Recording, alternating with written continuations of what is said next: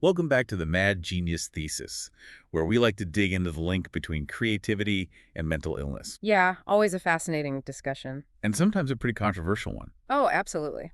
This time we're taking a deep dive into Steve Silberman's NeuroTribes, the legacy of autism, and the future of neurodiversity. It's a really great read. So where do we even begin with this one?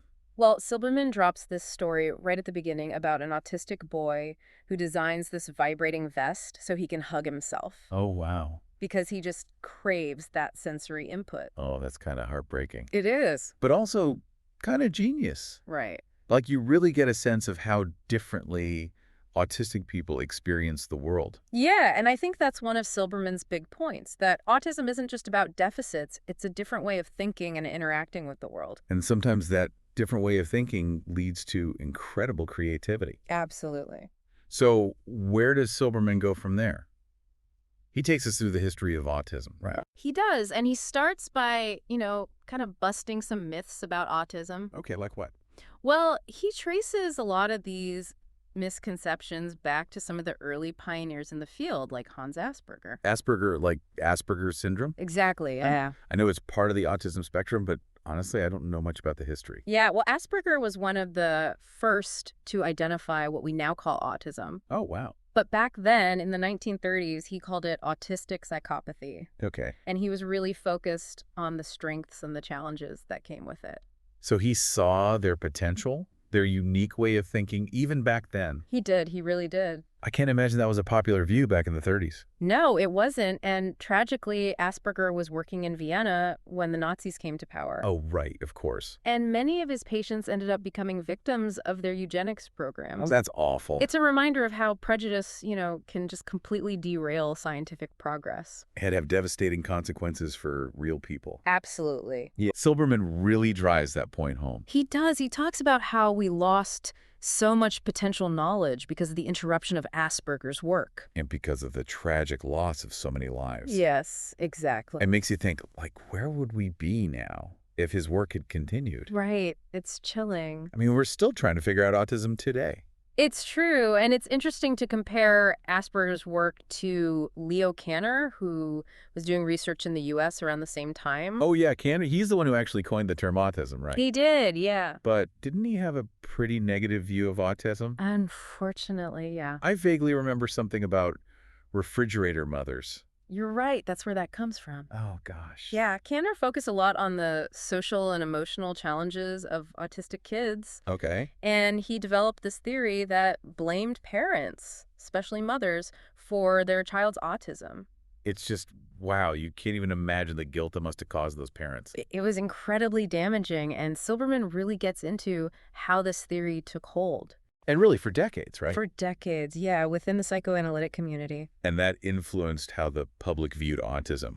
Yeah, absolutely. So much progress was probably delayed because of it. I bet overcoming that stigma must have been so difficult. It was a long road, and Silberman shows how that shift started happening thanks to parents. Who refused to take the blame. Exactly. And really pushed for a more scientific understanding of autism. They did, and that's where Bernard Rimland comes in. Oh, right. Rimland, he's the dad who, rejected that whole refrigerator mother thing. He did. He absolutely refused to accept it. And started looking for a biological explanation instead. Yeah, and his book, Infantile Autism, was a huge turning point. I could imagine. He argued that autism was biological, not caused by bad parenting.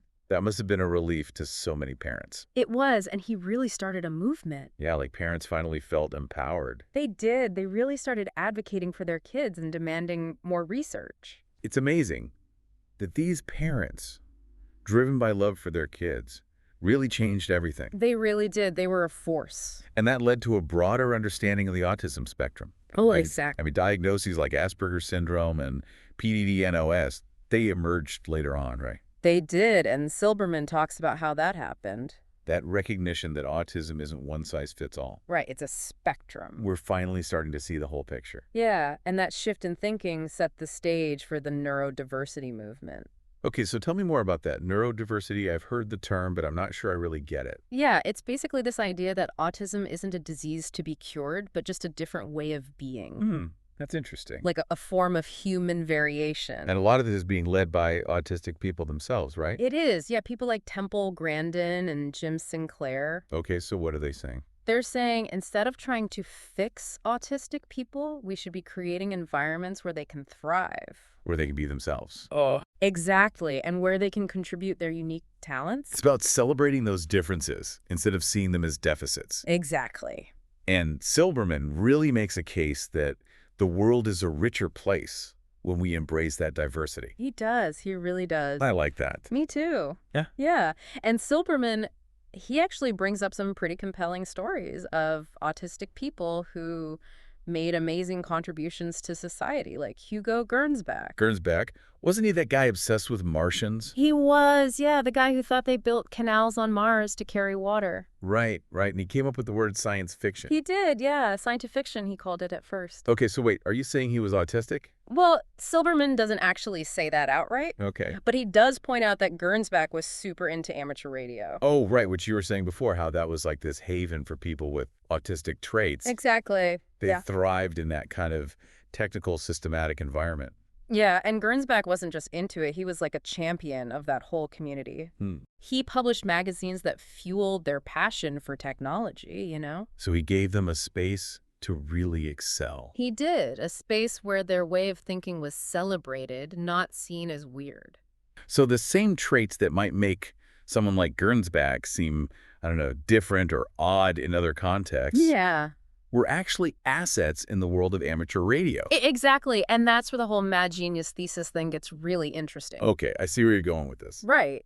Think about it, that intense focus, the Yeah. attention to detail, the fascination with systems and patterns, all those classic autistic traits. They can also be the driving force behind some incredible creativity and innovation. It makes you wonder how many other, I don't know, mad geniuses throughout history might have been on the spectrum. Right. People whose brilliance was just misunderstood because they didn't fit in. And Silberman actually dives into that question, looking at historical figures like Henry Cavendish. Cavendish, the scientist. Yeah, super brilliant guy, did groundbreaking work in electricity and chemistry. Okay, I vaguely remember that name. But he was also kind of a recluse. Oh, yeah, I think I read something about that. Yeah, he pretty much only communicated with his servants through notes. Wow. And he had a whole separate staircase built in his house so he wouldn't run into anyone. That's next level social anxiety. Right. But Silberman suggests that those behaviors, along with Cavendish's obsession with his work, could point to autism. So he's like playing historical detective, trying to understand these figures through a modern lens. He is. It's pretty fascinating stuff. It really makes you think differently about what's considered normal It does. and how we identify and nurture talent. Exactly. What if some of the greatest minds in history were neurodivergent? What if that was actually the key to their brilliance? That's the question, isn't it? But, okay, let's be real. Not every autistic person is a genius. Of course not. And not every genius is autistic. No, Silberman's not saying that at all. Okay, good. Because I was going to say, we got to be careful about romanticizing mental illness. It's not about saying everyone on the spectrum is a genius or every genius is on the spectrum. Right. It's more nuanced than that. It's about recognizing that the human brain, even when it's different, is capable of amazing things. Yeah, and Silberman's book really highlights that. But he doesn't shy away from the challenges either, right? He doesn't. He talks about the struggles, the frustrations, all the barriers that autistic people and their families face. But he also celebrates their resilience and their creativity. He does, and their unique contributions. Finding that balance. Yeah, seeing the challenges, but also the potential. And he also tackles that whole vaccine controversy head on. He does, yeah. Oh boy, that's a tough one. It is. The science is clear, vaccines don't cause autism. Right.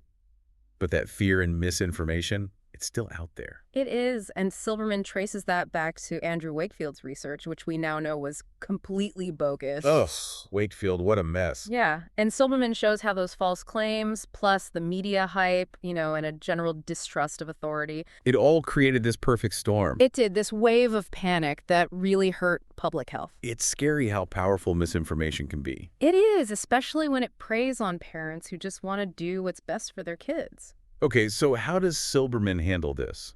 Does he just bash the anti-vaccine movement? No, he's more nuanced than that. Okay. He acknowledges those fears, that parents have. Because they're real fears, right? They are, and they usually come from a place of love and wanting to protect their kids. Yeah, but he also lays out all the scientific evidence that shows there's no link between vaccines and autism. He does. So it's a combination of empathy and education. Meeting people where they are and helping them understand the facts. Yeah, and recognizing that we all have a responsibility to fight misinformation. That's true. We need to think critically and speak up when we see something that's false. Especially when it could hurt people. Absolutely. It's about promoting scientific literacy and building trust in reliable sources. And understanding where people are coming from. Yeah, their emotions, their fears. It's not always about logic. Right, and Silberman really helps us see the human side of all of this. Okay, so we've covered a lot. The history of autism, neurodiversity, the vaccine controversy. A lot to unpack. It's complex and emotional stuff. Where does Silberman leave us? What's his overall message? Hope. I think hope and possibility. Okay.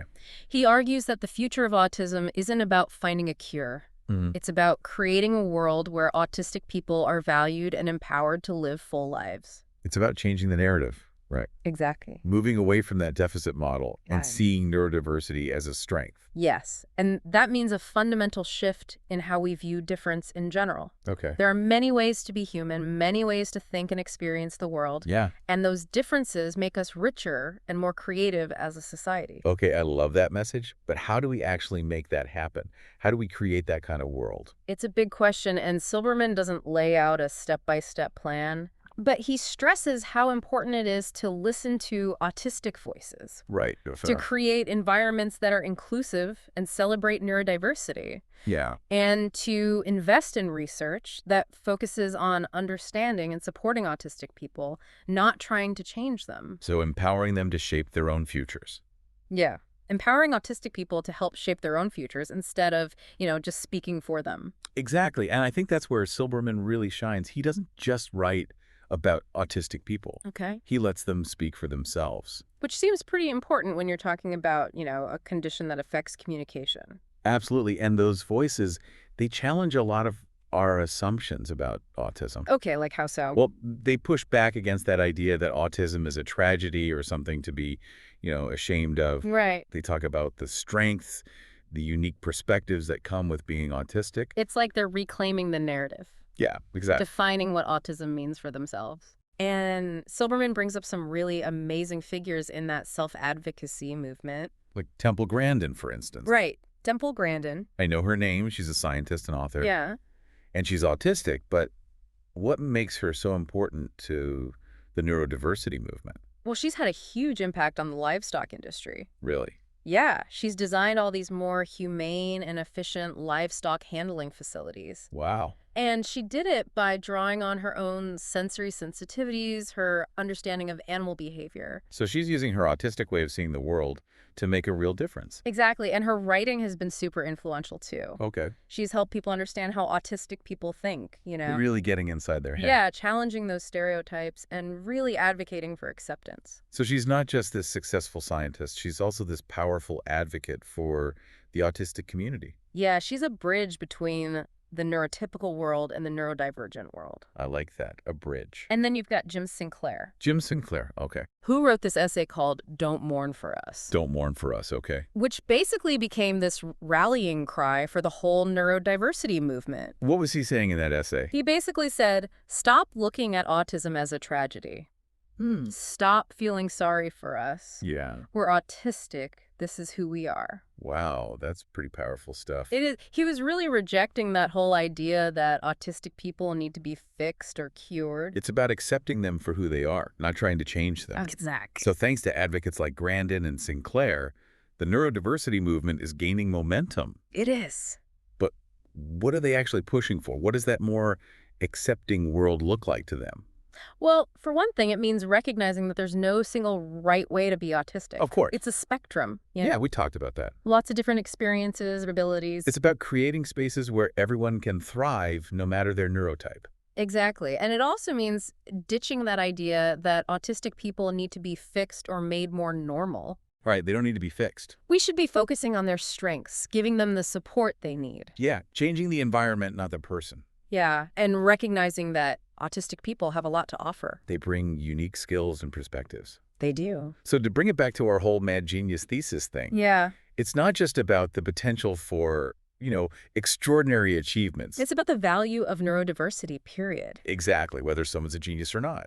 And I think that's a big part of Silberman's message. Okay. He's challenging us to move beyond these labels, normal versus abnormal, and embrace the full spectrum of what it means to be human. Our differences, our neurodiversity, they're not something to fear, they're something to celebrate. Absolutely. They make us unique. They make us who we are. That's a beautiful thought. It is, isn't it? So as we wrap up our deep dive into NeuroTribes, what's the takeaway? What do you want our listeners to remember? I want them to remember this.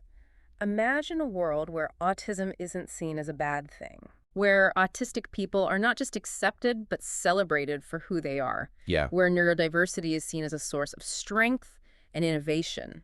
That's the world we should be working towards. It is, and it's a world we can build. Absolutely. And to our listeners, we challenge you to keep learning, keep listening, and keep advocating for a more inclusive world. Keep the conversation going.